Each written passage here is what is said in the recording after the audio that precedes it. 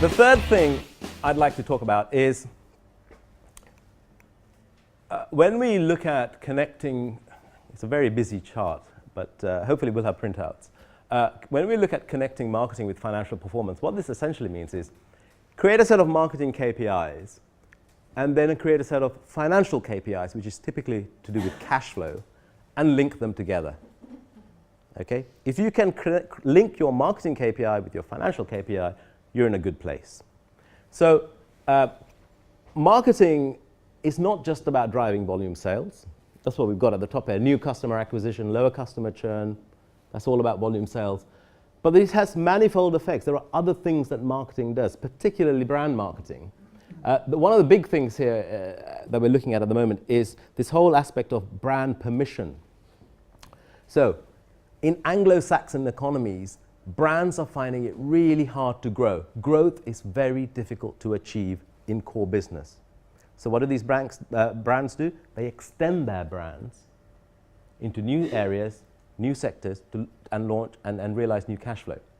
Okay, so in the UK, Sainsbury's, a retailer, went into banking. What right does Sainsbury's have to go into banking? Virgin are sending people into space. Marks and Spencer are selling energy. Okay? They're leveraging their brand that over years and years and years of brand investment, you've got lots of goodwill, lots of consumer permission, which is now being leveraged to realize new cash flow. Okay? And this is big business. This is huge. The margins that some of these businesses make when they extend their brand to other areas is bigger than the core business. Okay? So consumer permission and creating brand extension opportunities is called the optional value of the brand. It's very important.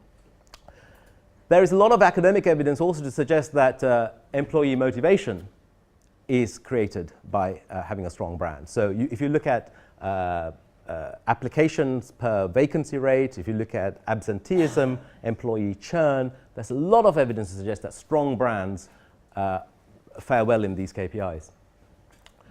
Also, price elasticity. We did a very simple experiment. Do you get Jaffa cakes here? The little chocolate biscuit? Okay, so we took 100 people and gave them without telling them which brand it was, the McVitie's Jaffa cake, the original Jaffa cake, and the Sainsbury's own label Jaffa cake, and said, which one do you prefer? And roughly 50-50. I prefer this, I prefer this, that's no difference. Then we did the branded experiment with another 100 biscuit eaters. We said, here's the McVitie's Jaffa cake in the nice cylindrical tube. Here's the Sainsbury's Jaffa cake. Which one do you prefer? Something like 80% prefer the McVitie's version. Okay? So the brand brings non-functional benefits to a product. And non-functional differentiation is what allows you to create a price premium. McVitie's charge 30% more per biscuit than Sainsbury's. And that's pure margin straight onto the bottom line of the business. Okay? So the finance people at McVitie's know this now. They know the power of that brand. They know that it's not just about volume sales. They know that the brand creates the opportunity to create a price premium. Okay?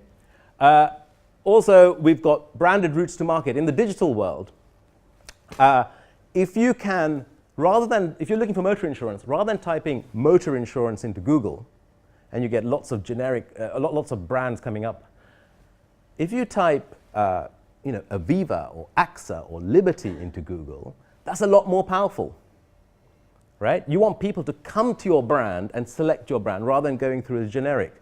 Because the generic click is a lot more expensive than the branded click. So having a strong brand means you can grow your share of Google and create low-cost distribution channels. And finally, shareholders. Marketing communications and marketing plans are increasingly being scrutinized, not just by finance directors, but by city people, by analysts who review marketing plans. They realize that cash flow growth is fundamental for business now. Top-line revenue growth is where it's all at. There's no supply side, there's no cost reductions that can happen to businesses. Growth is going to come from the demand side. And because of that, people are looking at marketing plans. Okay? Thank you.